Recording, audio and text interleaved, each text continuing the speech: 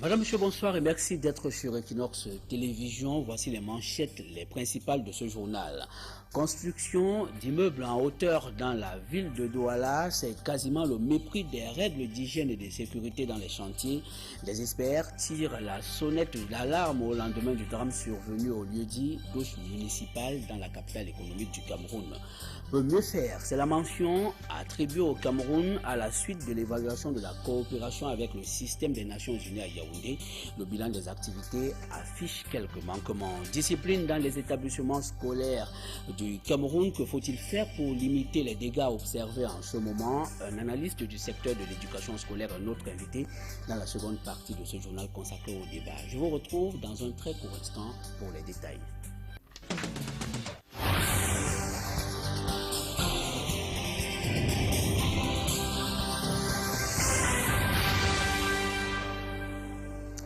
Madame, monsieur, une fois de plus, merci de nous retrouver sur le 20h. Coupure intempestive du courant électrique au Cameroun. Des populations commencent à développer des sources alternatives d'éclairage. C'est désormais la ruée vers la lampe tempête et la bougie. Et même si les ventes ne battent pas encore les records, elles ont tout de même connu une hausse. Des détails avec Marcelin Gangsop. Depuis quelques semaines, les délestages sont de retour dans les ménages. À Yaoundé, ils ont connu une amplification ces derniers jours, obligeant les familles à recourir aux bonnes vieilles pratiques. Nous, on achète des bougies. Parce que la lampe, même, c'est déjà gâté. Moi, j'utilise la lampe. Que si tu te couches, même tu dors, le pétrole finit là, la lampe s'éteint seule. Mais avec la bougie, tu peux encore appeler les sapeurs. À quelque chose de malheur est bon, dit-on souvent. Et ce ne sont pas les vendeurs de lampes tempête et bougies qui feront mentir cet adage. Eux qui, à la faveur de ces coupures intempestives d'électricité, réalisent de bonnes affaires. Malgré la morosité générale des activités en ce mois de janvier, ici dans notre couloir, presque tout le monde est en rupture de stock parce que la demande est vraiment forte. L'année passée, on ne vendait même plus. Ce n'est que les femmes qui venaient de Broussa qui nous faisaient parfois la recette. Bon, quand ASN commence, la même semaine quand il y a coupure, tu vois, il y a la fleur, on achète après. Avec du temps, les lampes chinois ont tué le marché des lampes à pétrole. Avant, là, bon, on ne parvenait même plus à vendre 5 lampes par jour, mais actuellement, on parvient à vendre même 10 par jour. Et c'est logiquement que cette forte demande a un impact sur les prix. Avant, on achetait un carton de 30 x 8 au super prix autour de 14 000. Maintenant, on les achète autour de 15 500. Mais sinon, ce n'est pas une marchandise sur quoi les commerçants peuvent compter. Hein. C'est juste pour remplir les formalités dans une boutique. Une situation qui a encore de beaux jours devant elle. Le temps que les délestages observés en ce moment laissent les ménages en paix. Et comme annoncé en titre, le constat est perceptible. La quasi-totalité des chantiers de construction d'immeubles dans la ville de Douala ne respectent pas les normes et la réglementation en vigueur en matière de construction et de sécurité. C'est du moins l'avis que partagent des experts des questions environnementales. Une réaction qui vient à la suite de la chute de manœuvre d'un immeuble en construction au lieu-dit d'Ouche municipale dans la capitale économique du pays. Pierre Laverdu-Rombang. Cet immeuble de 10 étages reste muet sur l'incident qui s'est déroulé ici, mais les populations, elles, croient savoir quelque chose. Il y a même des champs de voleurs, parce que c'était un champ leur plan à la maison. Regarde la mesure dans laquelle ce type est mort. Hein? Pas de casque, pas de tenue de travail, pas de bottes, ni de ceinture de sécurité. Et selon des experts des questions environnementales, le cas patent vient informer davantage sur le non-respect des procédures de sécurisation en matière de construction dans le bâtiment à Douala. Le premier constat qu'on peut observer ici, c'est d'abord un immeuble en hauteur de presque R+9 ou 10, parce qu'il est encore en chantier. Et ce qui frappe à l'œil nu, c'est que l'échafaudage est en bois, un bois léger. Donc c'est un travail exposé à haut risque. Cet immeuble, à lui tout seul, démontre. Je peux vous rassurer que la quasi-totalité des maisons que vous voyez, des immeubles qui poussent à Douala comme des champignons, ne respectent pas la réglementation en vigueur. Et c'est vraiment triste. Si à Douala, des immeubles poussent du sol, il y en a quand même qui semblent se conformer à la réglementation en vigueur en matière de construction et de sécurité. Si le risque zéro n'existe pas, il faut dire au regard du constat de l'expert que Douala a de la peine à suivre les normes de sécurité dans le bâtiment. Ici par exemple, malgré la présence des plaques de signalisation, le danger n'est pas loin. Oui, celui-ci quand même, c'est un chantier qui part. Vous voyez les plaques de consigne de sécurité, vous voyez la barrière, mais il y a encore quelque chose qui manque. Les ouvriers n'ont pas de harnais de sécurité ni de chaussures de sécurité. Donc il y a toujours un manquement qu'il faut signaler. Il aurait donc fallu attendre qu'il y ait mort d'homme pour voir les autorités mettre un arrêt aux travaux dans ce genre de chantier à haut risque. Et pourtant très nombreux dans la cité capitale économique, Douala. Et voici donc les images du drame survenu hier au lieu-dit douche municipale dans la ville de Douala. Un drame qui tirerait ses origines du mépris des règles d'hygiène et de sécurité en matière de construction d'immeubles. Un ouvrier a trouvé la mort après avoir chuté du 8e étage d'un immeuble en construction de 9 niveaux. Et d'après les sources, la victime n'était équipée d'aucune protection individuelle. Le corps a été enlevé par les éléments du corps des sapeurs-pompiers. Des détails avec Viviane Kamwa. C'est sur cette fuite de contreplaqué qu'un jeune homme a atterri alors qu'il effectuait des travaux du haut de cet immeuble. Nous étions placés juste là à côté, pas très loin d'ici, et on voit un monsieur le monsieur qui est en train de travailler en haut. Donc il y avait un monsieur qui traînait là, juste là en haut. Subitement, on voit, chute, il tombe, comme ça. Il tombe une fois, il meurt. Et puis je vois comment les gens viennent avec les contreplaqués, on le couvre avec un contreplaqué. Nous, on ne permet pas d'entrer pour voir. Je ne sais pas si le monsieur est mort je ne sais pas s'il est immédiatement mort. Ou alors, voilà. Les témoins pointent néanmoins un doigt accusateur vers le promoteur de cet immeuble. Vous voyez un chantier qui va à 8 niveaux. Des ouvriers sont là, on dirait des chiens, même des chiens de voleurs, parce que c'était un chien leur plat à la maison. Il tombe comme ça, il n'avait rien, absolument rien, pas de casque. Ouais, pas de sécurité, rien. Il n'avait même pas de tenue de travail. Le corps de la victime a été conduit à la morgue et une enquête ouverte. Et dans ce reportage qui va suivre, le drame est un peu plus accentué. La route fait encore parler d'elle. Un car de transport de l'agence Voyage L'Amour Royal, parti de Yaoundé, a fini sa course dans le département du Ndé. Nous sommes dans la région de l'ouest du Cameroun. Sur le champ, 2 morts et de nombreux blessés graves. Jérôme Narcissobze.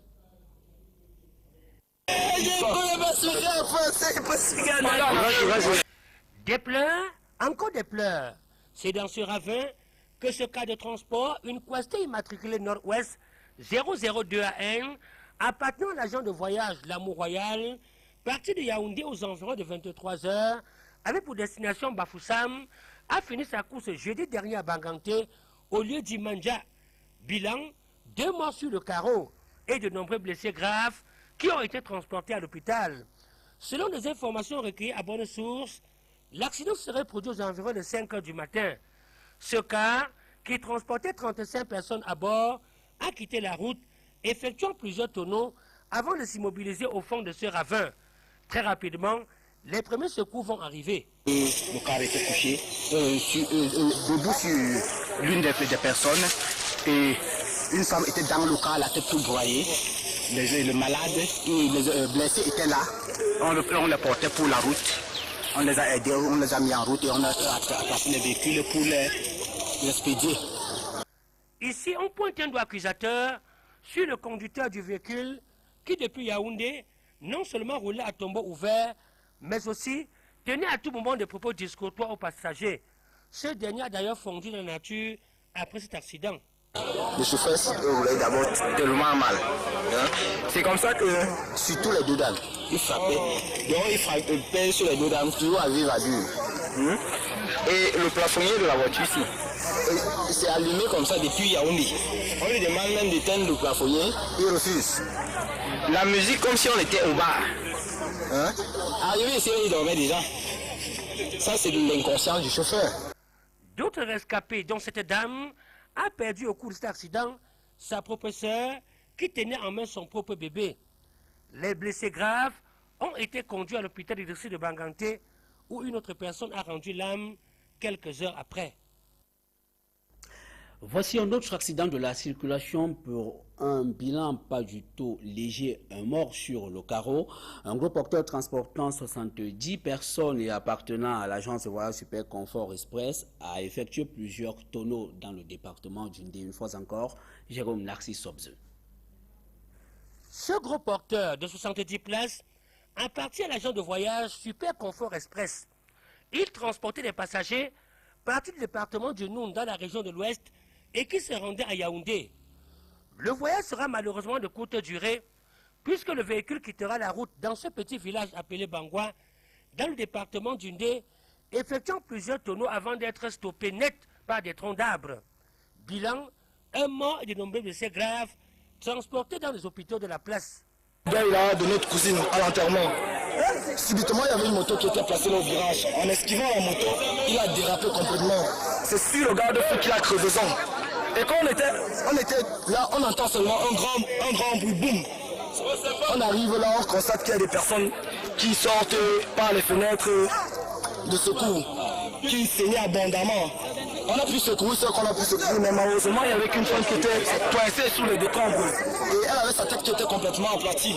C'est d'où on commence à bousculer, à pousser le bus pour pouvoir la sauver. Mais malheureusement, en l'excitant, elle était déjà morte.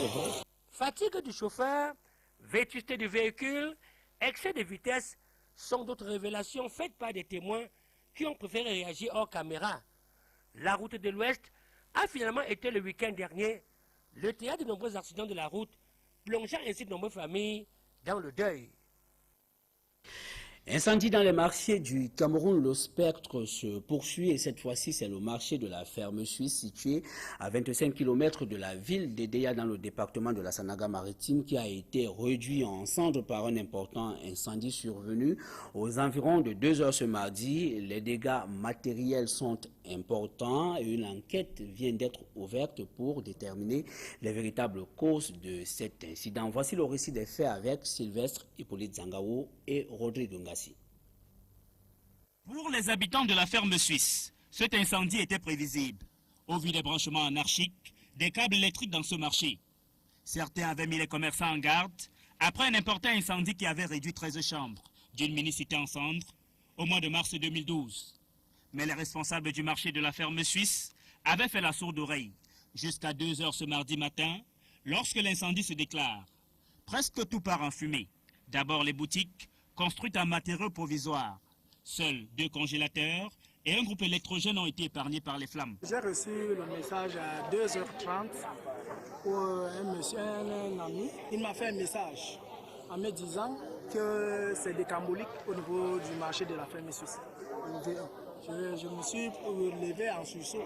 J'ai dit, c'est quel genre de mauvaise blague.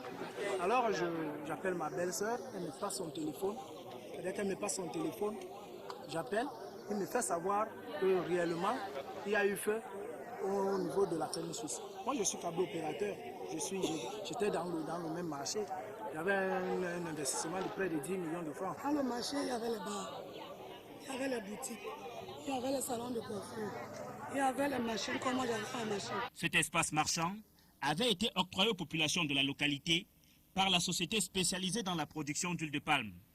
Les populations affirment que durant des années, cette société leur a fourni du matériel pour lutter contre les incendies avant de mettre fin à l'initiative, après avoir longtemps sensibilisé les habitants de la ferme suisse sur les dangers causés par les branchements anarchiques des câbles électriques. Descendu sur les lieux de l'incendie, le sous-préfet de l'arrondissement d'Edéa 1er a ordonné l'ouverture d'une enquête. Ils sont désormais hors d'état de nuire. Ils viennent d'être pris dans les filets de la police à Bamenda dans la région du nord-ouest du Cameroun. Ce sont des malfrats qui semaient la terreur et la psychose dans cette localité où nous retrouvons Edmond Dini et Sandrine Babo. C'est un gang de 5 malfrats qui se met la terreur à Pigny, petit village situé dans la région du nord-ouest. Leur cible, les boutiques et autres commerces des quartiers Bouti, Menka et Konfu qu'ils vidaient de leur contenu. Cette victime raconte. Quand j'arrive au village vendredi, après avoir ouvert la boutique, je remarque un pain qui ne m'appartient pas. Ce qui me surprend, j'entreprends alors de faire le tour de la boutique et constate qu'il manque de téléviseur, de l'huile de palme et du riz. Alertés par l'ampleur de la situation, les éléments de la police nationale, conduits par l'officier David Basso, vont ouvrir une enquête. Après investigation, 2 braqueurs vont tomber dans leur filet et 3 autres réussiront à s'enfuir. L'un des voleurs va passer aux aveux complets. Le groupe de malfaiteurs est bien organisé avec à sa tête un chef, le nommé Frédéric Ambi, propriétaire lui aussi d'une boutique bien fournie dans laquelle les objets volés sont gardés. Pour l'heure, le chef de gang et les autres membres du groupe courent toujours. Retour à l'ouest du pays, plus précisément dans le département du Honkam, où des populations ont difficilement accès à l'eau potable.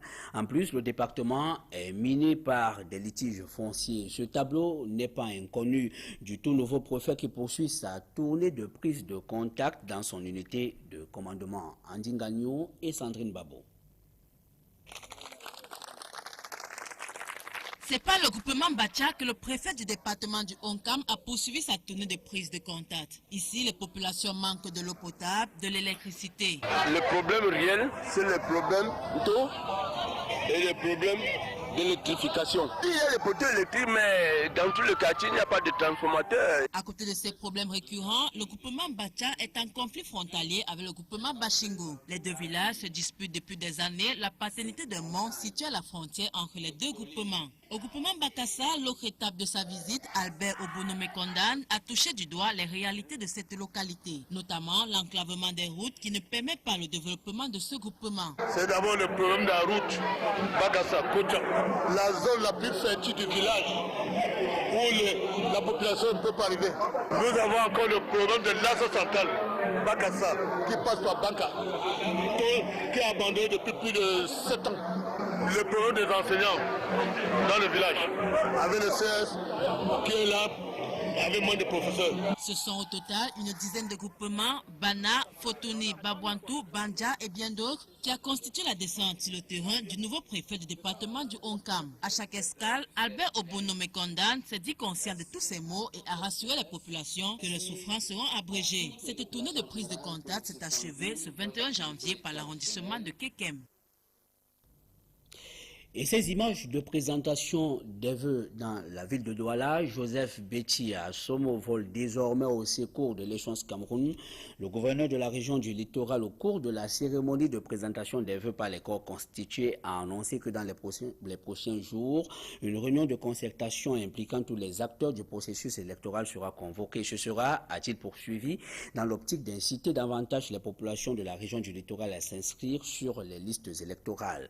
Une situation critique au regard du faible taux de réalisation qu'affiche la région, soit 38% seulement sur plus de 800 000 potentiels électeurs. Joseph Betty Assomo, dans son allocution de circonstance, s'est félicité de ce que la région va accueillir des projets tels que le 2e pont sur l'Ovori, de même que la pénétrante est de la ville de Douala. Le gouverneur a également tenu à rassurer les populations du renforcement des mesures de sécurité. Paul et Chantal Biya sont de retour à Yaoundé. Le couple présidentiel revient d'un court séjour en Europe à son arrivée. Hier, dans la capitale camerounaise, Paul Biya s'est aussitôt livré à une série d'échanges avec ses principaux collaborateurs. Des sources annoncent le chef de l'État dans les prochains jours à Paris pour un tête-à-tête avec le président français François Hollande et à Buea pour la célébration du 50e de la réunification. Nous y reviendrons. Mention peut mieux faire pour la coopération entre le Cameroun et les agences du système des Nations Unies à Yaoundé. Le bilan des activités menées entre 2008 et 2012 est certes positif, mais pas à l'abri de quelques insuffisances au rang desquelles on peut citer la faiblesse du dispositif de suivi et évaluation et la difficile mobilisation des contreparties gouvernementales dans le cadre de l'exécution des projets. Blaise Essombangula est le directeur de la coopération au ministère camerounais de l'économie. Il s'exprime au micro de Marcelin Gangsop. Enfin, le cycle qui a été exécuté dans la période de 2008 à 2012 a permis à notre pays de réaliser des avancées significatives sur l'atteinte des objectifs du millénaire pour le développement. Et je dois dire que, bien qu'il reste un travail à faire, le résultat auquel on est parvenu permet au Cameroun d'envisager l'avenir avec optimisme. Mais l'amélioration de la qualité de la vie en général, l'amélioration de la situation de la santé, l'amélioration des variables dans le cadre de l'assistance à la réduction de la mortalité infantile, à l'amélioration des conditions dans lesquelles les femmes procréent, à l'amélioration du taux de prévalence, par exemple, de VIH, en ce qui concerne les transferts de la mère à l'enfant.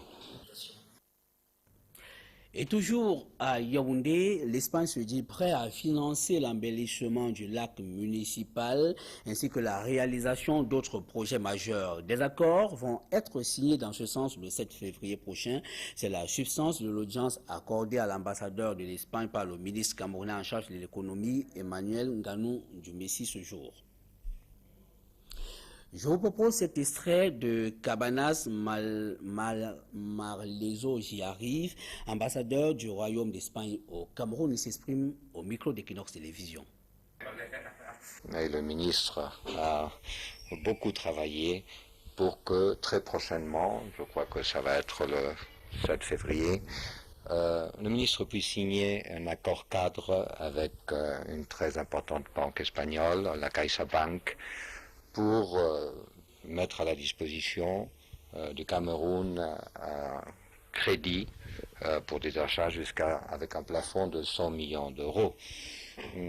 C'est pour développer d'importants projets dans l'émergence du Cameroun et dans un projet très ambitieux qui est la construction d'un abattoir ici au Cameroun et l'aménagement du lac de la municipalité de Yaoundé. Ce sont des projets très visibles, mais pour moi, en reconnaissant l'importance de ce projet, ce qui est même plus important, c'est que c'est une preuve encore de la confiance du système financier espagnol dans ces projets et dans la stabilité et la croissance du Cameroun. En culture, au Cameroun, s'achemine-t-on vers une gestion concertée des droits d'auteur? Dans tous les cas, le ministre camerounais des Arts et de la Culture prône une saine gestion des droits d'auteur et droits voisins pour le bien-être des artistes, toutes catégories confondues. Amatou Toumouna a procédé aujourd'hui à l'installation de la nouvelle équipe de la commission permanente de médiation et de contrôle des organismes de gestion collective. Des détails avec Marcelin Gangsop. Un seul membre sur les 11 que comptait le bureau sortant a été reconduit. Et comme si cela ne suffisait pas, la présidente de ce bureau a carrément boycotté la cérémonie de passation de service. De quoi avait-elle peur ou honte? Les artistes ont la réponse. Eux qui ont régulièrement dénoncé la gestion moribonde de l'équipe sortante de la commission permanente de médiation et de contrôle. Précédemment, il n'y avait pas beaucoup d'harmonie. On n'était pas tellement associés. À votre avis, combien de médiations il y a eu? Il n'y en a pas eu tellement. Et on venait justement de parler de MTN et tout ça, donc il n'y a pas eu de résultat. Il faut donc insuffler une nouvelle dynamique à la commission permanente de médiation et de contrôle des organismes de gestion collective, du droit d'auteur et des droits voisins. Une mission qui incombe à l'équipe conduite par Jean-Calvin Oyono Abba. Cette équipe a fort à faire dans un contexte où la gestion peu orthodoxe des droits d'auteur fait les choux gras de la presse et où les PCA des sociétés de gestion collective veulent absolument prendre la place des directeurs généraux. De s'assurer que les usagers payent leurs droits et surtout l'assainissement, donner ce bicéphalisme qu'on connaît dans la gestion au niveau des sociétés de gestion collective pose problème. Les PCA n'ont pas vocation de manager essentiellement cela. Et donc ça permet de mieux contrôler l'assiette des droits d'auteur. Créée le 3 juin 2004, la commission permanente de médiation et de contrôle en est aujourd'hui à son 4e président. Preuve que d'une gestion à l'autre, le bon tempo n'a pas encore été trouvé. Et du sport, football pour refermer la première partie de ce journal Coupe d'Afrique des Nations édition 2013 en Afrique du Sud. La poule D a rentré dans la danse cet après-midi avec une rencontre qui a opposé la Côte d'Ivoire, l'une des sélections favorites de la CAN, à la sélection togolaise. Score de la partie, 2-1 en faveur des éléphants de la Côte d'Ivoire. Voici quelques temps forts de ce match. Petit sans-pied contré. Et là, Yaya Touré, la frappe plat du pied qui est aussi contrée, qui trompe Agassa. Sabri Labouchi de la Côte d'Ivoire. Quelle belle action à deux. Un super coup franc de Yaya Touré. Et Gianco qui met sa jambe en opposition. L'extérieur du pied. Voilà, madame, monsieur, c'est sur cet temps fort du match qui a opposé la Côte d'Ivoire à la sélection togolaise que nous mettons la clé sous le paillasson pour la première partie de ce journal. Je vous invite à nous retrouver dans la seconde manche consacrée au débat.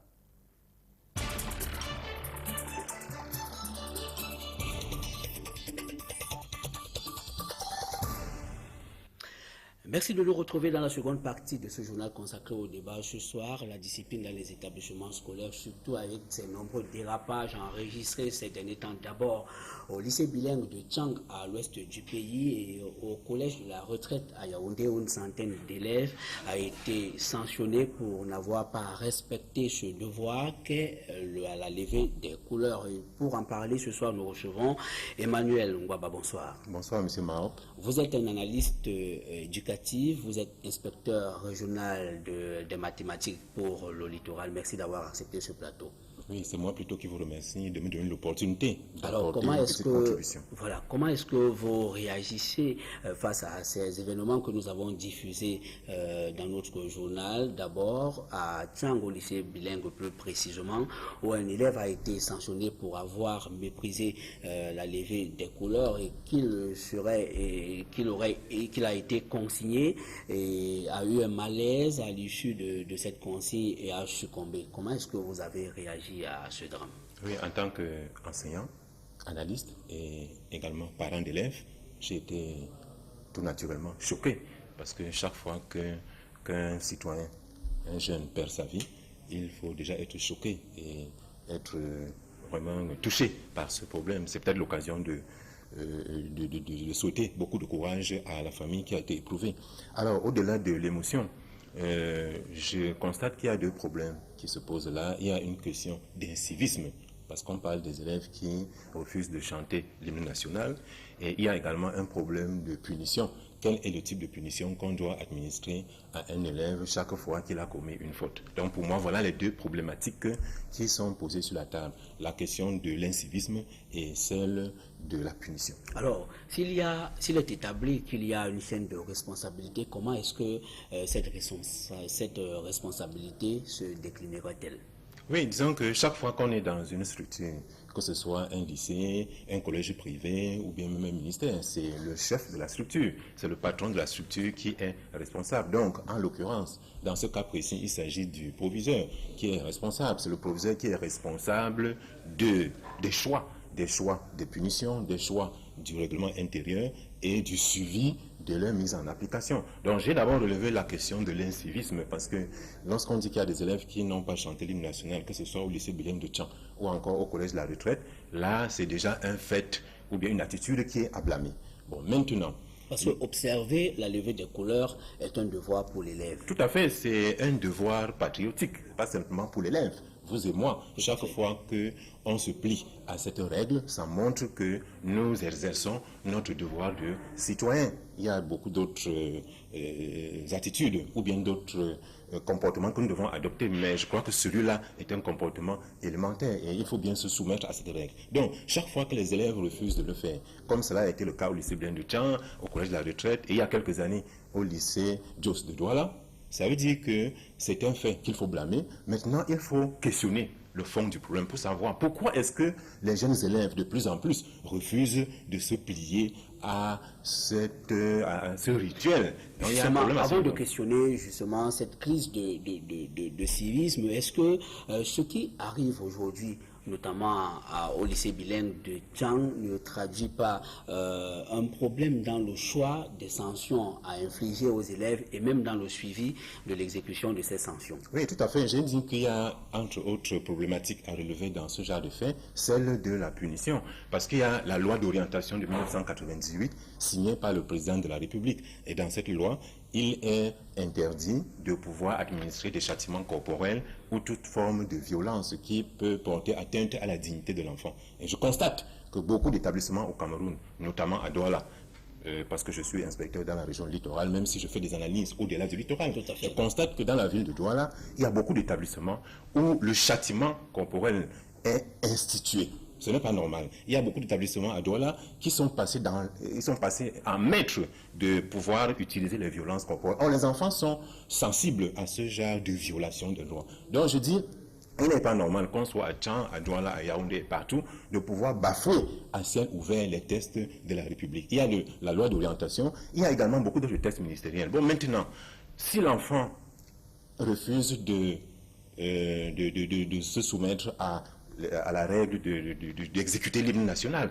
moi je trouve que ça va au-delà d'un cas d'indiscipline ordinaire. C'est-à-dire que ce n'est pas le surveillant qui doit régler le problème. Pour moi, c'est le proviseur. Ou encore dans un établissement privé, c'est le principal. C'est pour ça que vous avez vu il y a quelques années, c'est le proviseur du lycée Jos qui avait réglé le problème des enfants qui refusaient de chanter l'hymne national. Donc, si on confie ça à un surveillant de ce moi, ça pose un problème. Emmanuel Gwaba, rien ne nous dit jusqu'à présent que la consigne qui avait été infligée à l'élève ne transpirait pas d'une décision peut-être du conseil de discipline. Est-ce que dans tous les cas, vous pensez que pour ce genre de faute, la sanction vaut? Non, moi je trouve que demander à un enfant de creuser un puits ou bien un trou parce qu'il n'a pas exécuté l'hymne national, pour moi, c'est une sanction qui, pour moi, n'est pas pertinente. Je trouve qu'il faut peut-être aller plus loin. Par exemple, en convoquant les parents d'élèves, par exemple, en donnant 3 jours d'exclusion ou même en donnant 8 jours d'exclusion, parce que c'est assez grave. L'acte de refus d'exécuter l'hymne national n'est pas, comme je disais, un cas d'indiscipline ordinaire. Donc, il faut, comment on dit ça, au grand mot, les grands remèdes. Donc, je trouve qu'il n'est pas normal qu'on puisse demander à un enfant de creuser un trou. Ça, c'est la première chose. Deuxième chose, on signale que c'était un enfant drépanocytaire. Bon, si c'est vrai, on peut aller, bon, il paraît qu'il y a des examens qui l'ont démontré. Bon, si c'est vrai que c'est un enfant drépanocytaire, demain ça pourra être un enfant asthmatique. Ça montre qu'il y a eu une légèreté au niveau de la prise de décision, parce que vous ne pouvez pas demander à un enfant drépanocytaire de creuser un trou. Il faut donc adapter la punition à l'âge de l'enfant et même à son état de santé. C'est pour ça que dans les établissements scolaires, on prend 1000 francs. Il y a 1000 francs qu'on prend pour le carnet médical. Alors, ça doit permettre de connaître l'état de santé de l'enfant et d'effectuer un petit suivi médical, bien entendu, en collaboration avec les parents. Cela veut dire que s'il avait eu suivi, pour le cas de cet élève, on aurait même évité une telle sanction. Bien entendu, s'il y avait eu le suivi médical, s'il y avait cette collaboration avec les parents, je constate que ce soit à Douala, à Yaoundé, à Bafoussam, un peu partout, que beaucoup d'établissements sollicitent les parents d'élèves lorsqu'il faut payer. Il y a les frais d'APE, les frais d'informatique et tout, mais lorsqu'il faut mettre sur pied cette synergie parents-administration, parents-enseignants pour résoudre les problèmes élémentaires, parfois, malheureusement, les chefs d'établissement proviseurs et même les principaux sont parfois absents. Alors, pour terminer très rapidement, Emmanuel Gwaba, est-ce que vous avez le sentiment aujourd'hui qu'il y a une crise de civisme